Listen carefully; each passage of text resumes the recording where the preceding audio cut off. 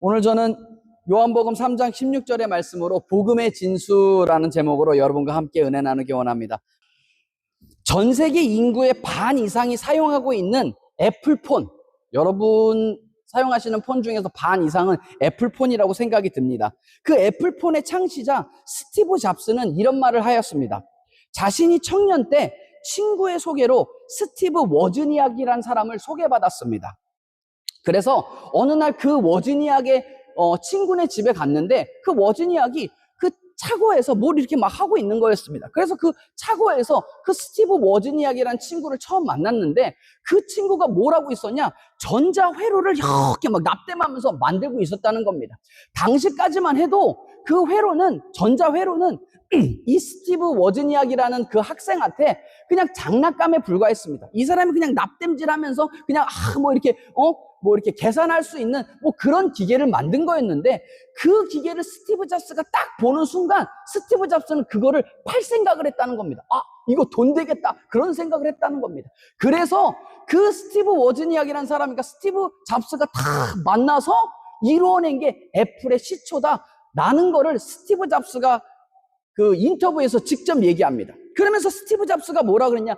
내 인생 가운데 이 워즈니악이라는 친구를 만나지 못했다면 지금의 애플은 존재하지 않았을 거다라고 얘기했다는 겁니다. 그가 맨날 가지고 놀았던 그 장난감에 불과했는데 그런 기계에 스티브 잡스의 영감이 다 들어가게 되니까 그것이 세상을 바꾸는 혁신을 일으키는 그런 애플 제품이 되었다는 것입니다.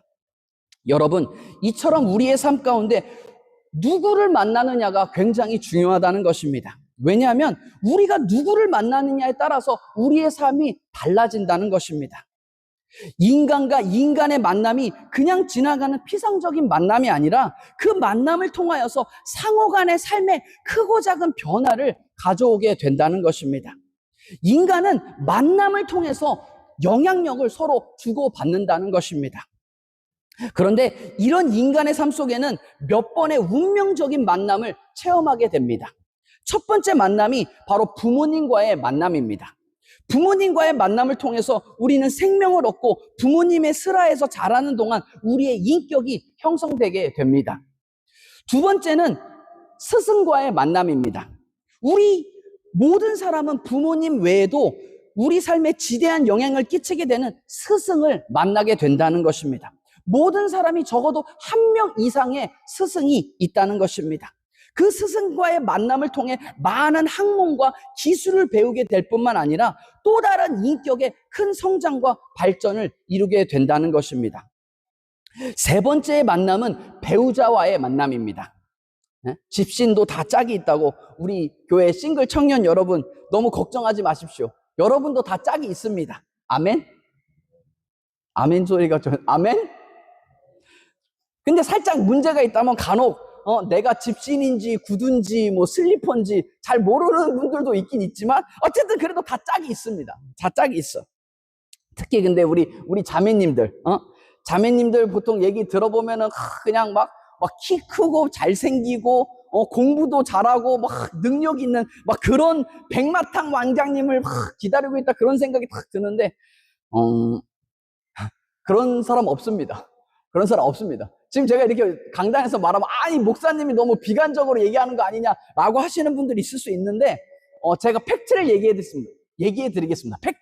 팩트는 있긴 있습니다. 있긴 있어. 뭐 한 대륙당 2명? 뭐 있긴 있어. 어쨌든 있긴 있는데 어쨌든 간에 하나님께서 예비해둔 각자마다 하나님께서 예비해둔 그 짝이 있다는 것입니다. 짝이 있기 때문에 우리가 포기하지 않고 끝까지 기도할 때 하나님께서 그 예비에게 주신 짝을 만나게 해 주신다는 것입니다. 아주 운명적인 만남을 하게 되는 것입니다. 그래서 우리가 배우자를 만나 가정을 이루고 공동체 의식과 가족 사랑을 배우며 익히게 됩니다. 하지만 이 모든 만남은 종국적으로 죽음을 통해서 다 사라져버리고 만다는 것입니다. 그러나 성경은 뭐라고 말씀하시냐? 이러한 모든 만남들보다 더 중요한 만남이 있다고 말씀하고 계시는 것입니다. 사람이 참으로 사람답게 살고 삶의 가치와 목적을 깨달을 수 있으며 영원토록 이어지는 만남이 있다는 것입니다. 그것이 바로 예수님과의 만남이라는 것입니다. 그 내용이 바로 오늘 본문의 내용인 것입니다. 오늘 본문 요한복음 3장 16절은 세 가지를 이야기하고 있습니다. 첫 번째는 하나님이 존재하신다는 것입니다. 하나님이 세상을 이처럼 사랑하사라고 하는 것처럼 하나님은 살아 역사하고 계신다는 것입니다. 여러분, 하나님은 살아 계십니다. 믿으십니까? 그리고 두 번째는 뭐냐? 인간이 있는데 인간은 멸망하게 된다는 겁니다. 멸망하게 된다는 말은 무슨 말이냐? 천국과 지옥이 있는데 인간은 지옥에 갈 수밖에 없게, 지옥에 가게 된다는 것입니다. 그것이 바로 오늘 본문이 말하고 있는 두 번째인 것입니다. 원래 하나님은 인간을 선하고 착하게 만드셨습니다. 너무너무나 선하고 착하게 만들고 막 에덴 동산에서 영원히 살도록 그렇게 만드셨는데, 하나님이 만드셨던 최초의 인간인 아담이 하나님께 범죄하였습니다.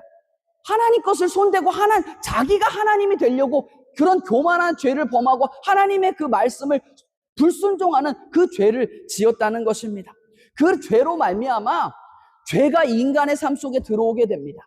죄가 인간의 삶 속에 들어와서 아담 이후에 태어나는 모든 인간은 그 죄성을 가지고 태어난다는 것입니다. 죄성을 가지고 태어나기 때문에 인간은 살면서 죄를 지을 수밖에 없다는 것입니다. 죄성을 가지고 태어나서 죄를 짓고 살기 때문에 죄 때문에 우리는 죽고 멸망당하고 지옥 갈 수밖에 없다는 것이 성경의 말씀이라는 것입니다. 그래서 그 죄 가운데 죄가 많은 인간이 절대로 그 삶 가운데 하나님을 발견할 수가 없고 하나님을 알 방법도 전혀 없다는 것입니다. 인간이 인간 스스로를 구원할 방법이 전혀 없다는 것입니다. 그렇기 때문에 인간은 지옥에 갈 수밖에 없는 존재라는 겁니다.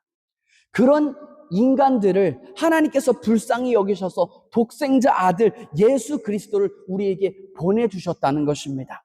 그래서 그 예수님께서 십자가에 달려 돌아가심으로 우리의 모든 죄를 씻어주시고 우리가 하나님을 발견하고 하나님을 알 수 있도록 해주셨다는 것입니다.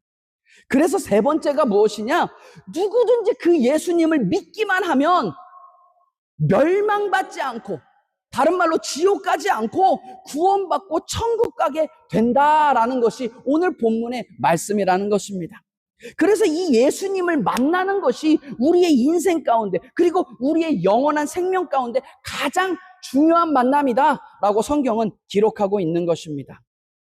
오늘 이 만남을 통해서 우리의 삶에 어떠한 변화가 다가오는지를 본문을 통해 함께 살펴보기 원합니다. 첫 번째로는 예수님은 거듭남을 깨닫게 하신다는 것입니다. 따라해 보겠습니다. 예수님은 거듭남을 깨닫게 하십니다. 오늘 본문 요한복음 3장 16절의 말씀은 예수님께서 니고데모라는 사람과의 그 대화 중에 예수님께서 직접 하신 말씀입니다. 근데 그 니고데모라는 사람이 도대체 누구였냐? 이 사람은 당대 유명한 유대인들의 스승이었습니다. 그리고 그는 당대 유대 사회에 그 어떤 대법원이라고 할 수 있는 종교 재판소인 사내들인 공회의 회원이었던 그런 사람입니다. 그러니까 지금 말로 하면 뭐냐? 미국의 상원의원, 우리나라 국무총리급에 되는 그런 사람이었다는 것입니다. 국가 귀빈의 어떤 대우를 받을 만한 그런 사람이었다는 것입니다. 세상적으로 보면 부러울 것이 없고 세상 사람들의 존경을 받으며, 이 사람 또 나이도 젊었습니다. 젊은 나이에 성공한 사람이라고 칭찬받는 그런 사람이었습니다. 그런데 그런 사람이라 할지라도 문제가 있었다는 겁니다. 이 사람 보면은 전혀 겉으로는 전혀 문제가 없을 것 같은데 문제가 있었습니다. 문제가 뭐였냐? 마음이 공허했습니다. 자기 막 세상적으로는 부족함이 없고 성공한 것 같은데도 마음이 공허했다는 겁니다. 그 답을 찾기 위해서 끊임없이 노력을 하는데 이 사람의 마음 가운데 있는 그 영혼의 갈증이 있는데 그 갈증이 전혀 해소되지 않았다는 겁니다. 그런데 그가 어느 날 예수님에 대한 소문을 듣게 됩니다. 그 예수님이라는 분이 많은 병자들을 고치시고 많은 기적을 행하시고 그리고 그의 말씀을 탁 하시는데 사람들이 그 말씀이 권세가 있다 이렇게 얘기하는 겁니다. 그 소문을 이 니고데모라는 사람이 탁 듣고는 내가 그러면 이 예수님이라는 분을 한번 만나봐야겠다 결단을 탁 합니다. 그리고선 어떻게 하냐? 밤에 몰래 예수님을 탁 찾아옵니다. 이 사람이 밤에 몰래 찾아온 이유가 있었겠죠. 이 사람은 마음의 갈증은 있었지만, 그 영혼의 갈증은 있었지만, 그래도 사람 눈을 너무 의식하는 그런 상태였습니다. 이 사람이 사내들인 그 공회의 회원이었기 때문에 당대 예수님은 그 종교 지도자들의 아주 그냥 적이었습니다. 적이고, 이 사람은 그 죄인들의 친구고, 가난하고 소외된 사람들의 친구다, 이런 소문 때문에 그 높은 사람이 이 사람을 만나러 가는 것 자체가 굉장히 큰 사회적 이슈가 되는 그런 거리였습니다. 잘못하면 이 사람 그 사회적 모든 지위와 그 모든 권력을 박탈당할 수 있는 그런 위험한 모험이었다는 것입니다. 그럼에도 불구하고 이 사람의 그 마음의 영혼의 갈증이 너무나 막 타들어가는 거예요. 그래서 내가 한번 꼭 예수님을 만나봐야겠다 생각을 했다는 것입니다. 그래서 밤에 몰래 예수님을 찾아왔습니다. 그렇게 예수님을 찾아와서는 이렇게 말합니다. 요한복음 3장 2절의 말씀을 같이 한번 읽어보겠습니다. 시작. 그가 밤에 예수께 와서 이르되 랍비여 우리가 당신은 하나님께로부터 오신 선생인 줄 아나이다. 하나님이 함께 하시지 아니하시면 당신이 행하시는 이 표적을 아무도 할 수 없음이니이다. 니고데모가 예수님을 찾아와서는 당신은 하나님께서 오신 선생님인 줄을 내가 아나이다. 무슨 쓸데없는 소리 하고 있는데 어쨌든 그 마음에 그 갈급하니까 어쨌든 예수님 존경합니다. 하나님께로 오는 선생님인 줄 압니다. 이런 얘기를 하니까 예수님께서 뭐라고 하시냐? 이 니고데모에게 단도직입적으로 얘기하십니다. 요한복음 3장 3절입니다. 같이 읽겠습니다. 시작. 예수께서 대답하여 이르시되 진실로 진실로 내게 이르노니 사람이 거듭나지 아니하면 하나님의 나라를 볼 수 없느니라. 사람이 거듭나야만 하나님의 나라에 들어갈 수 있다고 하시면서 니고데모의 가장 근본적인 문제를 바로 말씀하셨다는 것입니다. 여러분, 거듭나야 천국에 갈 수 있다고 예수님께서 말씀하셨는데 이 거듭난다는 게 무슨 뜻입니까? 이 한국 성경이 참 어려워요. 이게 어려워. 저도 목사인데도 이거 읽는데도 한국 성경은 어려워요. 어려운데 이거를 영어 성경이나 불어 성경 원어로 봐도 똑같은데 이 거듭난다라는 뜻을 뭐라고 이 다른 언어들은 번역을 해놨느냐? 다시 태어나야 된다. born again. 다시 태어나야 된다고 그렇게 해석을 했다는 겁니다. 번호를 봐도 똑같습니다. 다시 태어나야 된다. 예수님이 그렇게 얘기하셨습니다. 다시 태어나야 된다고. 아니 지금 니고데모가 지금 소문을 듣고 이 지금 사람들이 막 존경하고 따르는 이분을 예수님이란 분을 찾아왔는데 예수님이 갑자기 전혀 이해하지 못하는 사람이 다시 태어나야지 천국에 갈 수 있다. 이렇게 얘기하시는데 이게 너무 니고데모한테 충격적인 그런 얘기였습니다. 그래서 그 얘기를 딱 듣고는 니고데모가 뭐라 그러냐? 4절입니다. 니고데모가 이르되 사람이 늙으면 어떻게 날 수 있사옵나이까? 2번 모태에 들어갔다가 날 수 있사옵나이까? 이렇게 얘기합니다. 아니 그 엄마 뱃속에 다시 들어가서 다시 태어난단 말입니까? 이렇게 얘기했다는 겁니다. 그러니까 예수님이 말씀하십니다. 5절입니다. 같이 읽겠습니다. 시작. 예수께서 대답하시되 진실로 진실로 내게 이르노니 사람이 물과 성령으로 나지 아니하면 하나님의 나라에 들어갈 수 없느니라 라고 얘기하십니다. 예수님의 이 말씀이 무슨 말이냐? 인간의 노력이나 고행이나 선행이나 어떤 철학적 깨달음이나 사회적 지위로는 절대로 하나님 나라에 들어갈 수 없다는 것입니다. 오직 물과 성령으로 다시 태어나야만 하나님 나라에 들어갈 수 있다라고 말씀하셨다는 것입니다. 여기서 물이라는 거는 회개를 뜻합니다. 여기서 지금 샀다가 물침내 물에 들어갔다 나와야 된다 얘기하는데 물론 그것도 되게 중요합니다. 중요하지만 그거에 더 중요한 핵심적인 의미가 무엇이냐? 회개를 뜻하는 겁니다. 회개. 그래서 물침내를 행했던 침례 요한도 너희가 회개하라. 그래서 그들이 회개한 다음에 물침례를 줬습니다. 그러니까 이게 회개를 말하고 있는 겁니다. 물로 거듭나야 된다라는 말은 철저한 회개를 이야기하고 있다는 것입니다. 하나님 나라에 들어가기 위해서는 우리의 모든 죄를 회개해야 한다는 것입니다. 그런 다음에 우리의 죄를 모고 회개한 다음에는 어떻게 해야 되냐? 예수님을 우리의 마음 가운데 모셔드려야 하는 것입니다. 마음 가운데 모셔드리는 요것이 바로 성령으로 거듭난 것이다 라고 얘기하는 겁니다. 예수님을 모셔드릴 때 성령님께서 우리 안에 오신다는 것입니다. 요렇게 해야만 너희가 천국에 들어갈 수 있다라고 예수님께서 얘기하고 계시는 것입니다. 이 말을 듣고는 이 니고데모라는 청년이 깨닫게 됩니다. 여러분, 세상은 참 겉모습을 많이 봅니다. 이 니고데모라는 청년도 겉모습을 너무 중요하게 생각했어요. 뭐 여러분 근데 겉모습 어떻게 생각하십니까? 여러분은 겉모습 어떻게 생각하십니까? 더 쉽게 말씀드릴까? 이쁜 것들, 이쁜 것들 어때요? 이쁜 것들 아주 그냥 먹어도 살도 안 찌고 그냥 나는 뭐만 먹어도 살찌는데, 물만 먹어도 살찌는데 누가 얘기했죠? 물을 얼마나 먹는지 모르겠습니다만은 뭐 물로 먹어도 살찌는데 아주 예쁜 것들 그냥. 근데 뭐 세상 사람들 그러죠. 예쁜 것들 예쁜 척 한다고, 그죠? 근데 예쁜 것들 뭐 그런다고 오래 갑니까? 권사님, 예쁜 것들 오래 가요, 못 가요? 권사님, 예쁜 것들 오래 가, 못 가? 못 가요, 못 가. 예쁜 것들 오래 못 가. 근데 세상 사람들 또 그러더라고. 못생기면 아예 못 간다고. 어쨌든 그래서 이런 얘기 들으면, 세상 속에서 이런 얘기 들으면은 막 절망되잖아요. 저도 이렇게 생겼는데 절망이 되니까 막 땅을 치면서 그냥 그러면은 나는 어떡하냐? 이렇게 물어봤더니 사람들이 뭐라냐면 이번 생엔 힘들대요. 이번 생엔 힘들대. 다시 태어나야 된다고 그러대요. 다시 태어나요. 여러분, 희망이 있습니다. 희망이 있어요. 다시 태어나면 됩니다. 하나님의 자녀로 다시 태어나면 된다는 것입니다. 여러분 생각해 보세요. 여러분이 다시 태어나서 이건희 회장의 아들이나 딸로 태어난다고 생각해 보십시오. 막 상상만 해도 좋죠? 이렇게 생겼어도 가망이 있을까요, 없을까요? 가망이 있어요. 물론 예쁘게 생기면 조금 더 낫겠지만 못생겨도 별 차이 없다는 겁니다. 여러분, 우리가 예수 믿고 다시 태어나면 하나님의 자녀가 된다는 것입니다.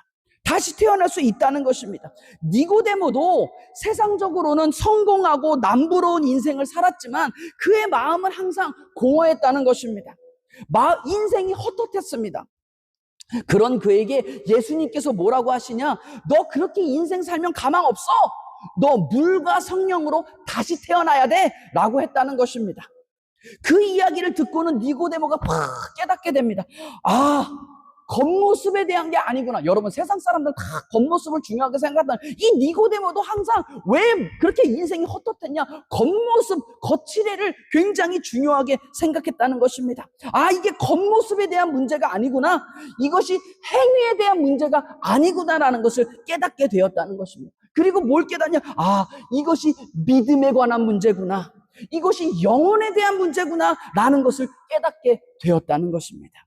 이렇게 자신의 무지함과 거듭남에 대한 절박한 필요를 깨달은 니고데모는 그 자리에서 예수님을 믿게 됩니다. 성령으로 거듭났다는 것입니다. 이렇게 예수님과의 만남을 통해서 그의 삶에 크게 변화하게 됩니다.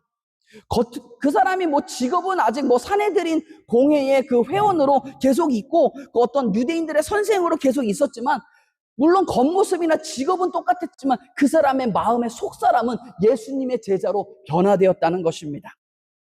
그래서 나중에 이 니고데모라는 사람이 사내들인 공회에서 예수님을 붙잡아 놓고 막 비난하고 예수님을 정죄할 때 그 사람 니고데모라는 사람이 탁 나서가지고 이 사람을 아니다 반대하면서 그 재판을 무마시켰다는 것입니다. 다른 사람들 다 이 사람을 막 정죄하고 막 죄를 심판해야 된다 막 그럴 때 이 사람이 탁 나서서 아니다, 그렇게 할 수 없다 막 반대함으로써 그 재판을 와해시켰습니다. 그리고 훗날에 예수님께서 십자가에 달려 죽으셨을 때 이 사람이 직접 자신의 재산을 다 이렇게 털어서 100미트라, 지금으로 따지면 약 60근의 모략과 침향을 구입해서 예수님의 몸을 장사한 그런 장본인이 되었다는 것입니다. 이처럼 예수님을 만나게 되니까 변화받는 사람이 되었습니다. 두 번째로 살펴볼 것은 예수님을 만나면 십자가의 은혜를 경험한다는 것입니다. 따라해 보겠습니다. 예수님을 만나면 십자가의 은혜를 경험합니다. 니고데모가 예수께서 네 인생 이대로 안 돼. 너 물과 성령으로 거듭나야 돼. 라고 말씀하셨을 때 그 이야기를 처음에는 못 알아들었습니다. 그래서 아니 엄마 뱃속에 다시 들어가서 다시 태어나야 한다는 말씀이신가요? 이런 이상한 소리를 했다는 것입니다. 그랬더니 예수님께서 뭐라고 그러시냐? 너는 이스라엘의 그냥 존경받는 선생이라고 하면서 이 구약에 나오는 이런 말들도 너가 잘 못 알아듣냐? 내가 땅의 것을 이야기해도 너가 잘 못 알아듣고 모르는데 하늘의 것을 너한테 이야기해주면 너가 그 이해할 수 있겠냐? 라고 하시면서 무슨 얘기를 바로 하셨냐? 십자가에 대한 얘기를 바로 하셨다는 것입니다.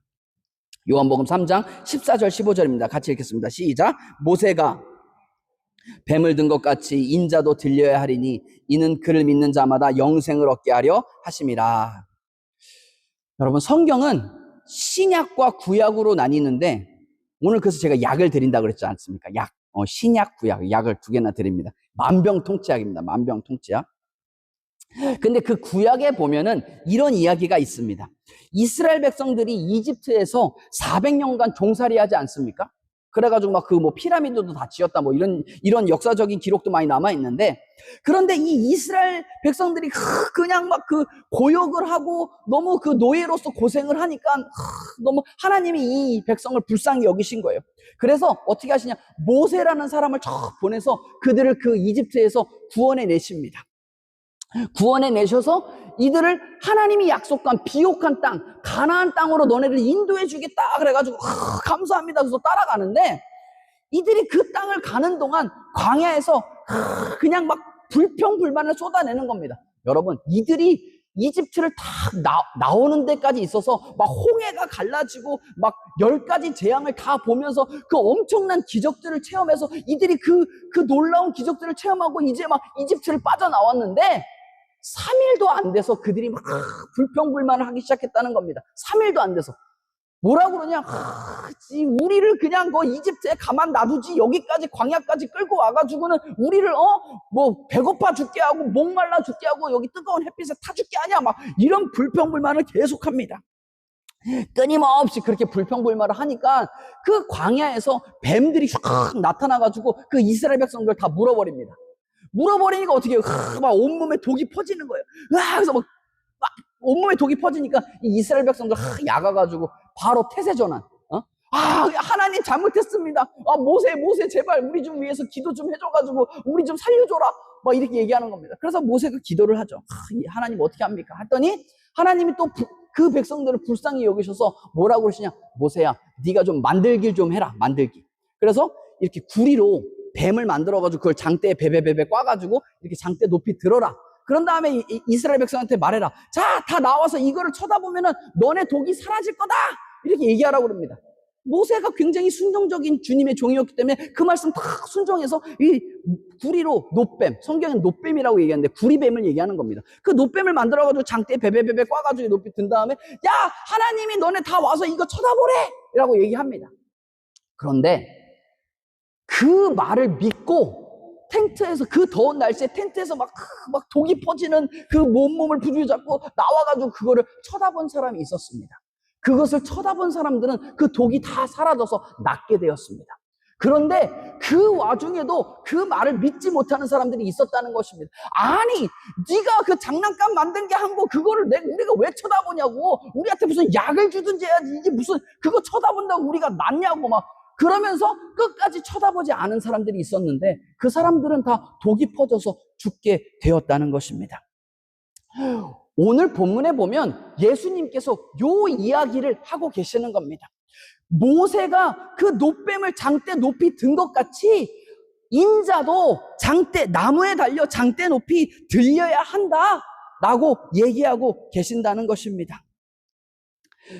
여기서 들려야 한다는 말은 예수님께서 십자가에 달리실 것을 가리키는 말씀인 것입니다. 다시 말하면 그 십자가 위에 달리신 예수님을 쳐다보기만 하면, 믿기만 하면 영생을 얻게 된다라고 말씀해 주셨다는 것입니다. 십자가에 달리신 예수님을 쳐다볼 때 우리 안에 모든 죄와 독이 사라지고 우리에게 주어지는 하나님의 은혜를 경험하게 된다는 것입니다.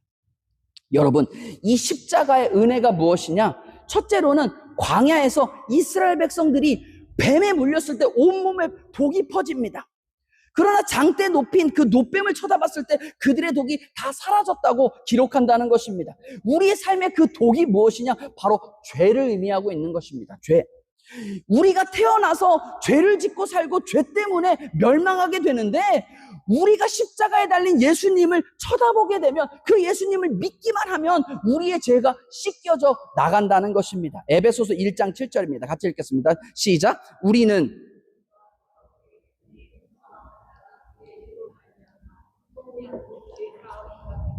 예수님의 그 십자가의 속량으로 우리의 모든 죄가 씻음받았다, 사함받았다는 것입니다. 둘째로 그 독은 뭐냐? 우리의 질병을 의미합니다. 여러분, 하나님께서 아브라함을 정말 질병이 없는, 영원히 그렇게 건강하게 살 수 있는 그런 존재로 만드셨는데, 아담이 하나님께 범죄함으로 인해서 질병이 우리 인간의 삶 가운데 들어오게 되었다는 것입니다. 온갖 질병이 들어왔습니다. 그래서 결국 인간은 그 질병으로 죽게 되는 것입니다.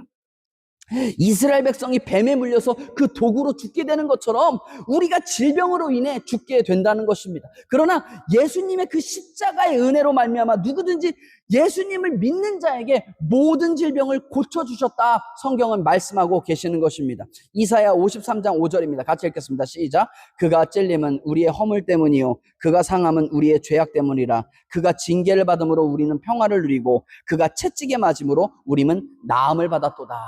예수님께서 십자가에 달려 돌아가시고 채찍에 맞으심으로 우리의 모든 질병이 벌써 나았다는 것입니다. 그렇기 때문에 어떠한 질병이 있더라도, 인생 가운데 어떠한 질병이 있더라도 예수님을 쳐다볼 때 그 질병이 낫게 되는 것입니다. 셋째로 우리 안에 있는 독은 우리 인생의 어두움과 저주를 뜻하고 있습니다. 우리가 죄로 인해 우리의 영의 눈이 가리워지고 우리 인생 어떻게, 어디로 가야 할지, 어떻게 살아가야 할지, 왜 살아가야 하는지를 전혀 모르고 살아간다는 것입니다. 그러한 삶 가운데 우리가 예수님을 영접하는 순간 성령님께서 우리 안에 오셔서 우리의 영의 눈을 열어주시고 우리가 무엇을 위해 살아야 하며 왜 살아가야 하는지를 알려주신다는 것입니다. 우리의 삶을 인도해 주신다는 것입니다.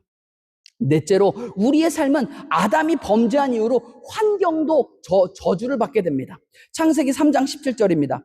아담에게 이르시되 내가 내 아내의 말을 듣고 내가 내게 먹지 말라 한 나무의 열매를 먹었은즉 너로 말미암아 저주를 받고 너는 내 평생에 수고하여야 그 소산을 먹으리라. 땅은 너로 말미암아 저주를 받았다고 합니다. 땅이 아담의 죄로 말미암아 땅과 모든 환경이 저주를 받았다는 것입니다.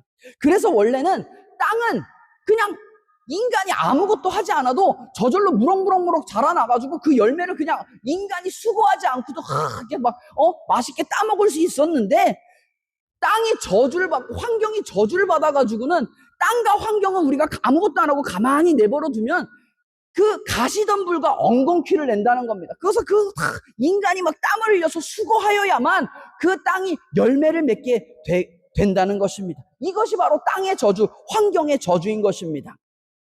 죄가 들어온 이후 인간에게 저주와 수고와 실패와 절망이 따라왔지만 예수님께서 십자가에서 그 저주를 대신 담당하심으로 믿는 자에게 하늘의 복을 열어주셨다는 것입니다. 갈라디아서 3장 13절 14절은 이렇게 기록합니다. 그리스도께서 우리를 위하여 저주를 받은 바 되사 율법의 저주에서 우리를 속량하셨으니 기록된 바 나무에 달린 자마다 저주 아래 있는 자라 하였습니다. 이는 그리스도 예수 안에서 아브라함의 복이 이방에게 미치게 하고 또 우리로 하여금 믿음으로 말미암아 성령의 약속을 받게 하려 함이라.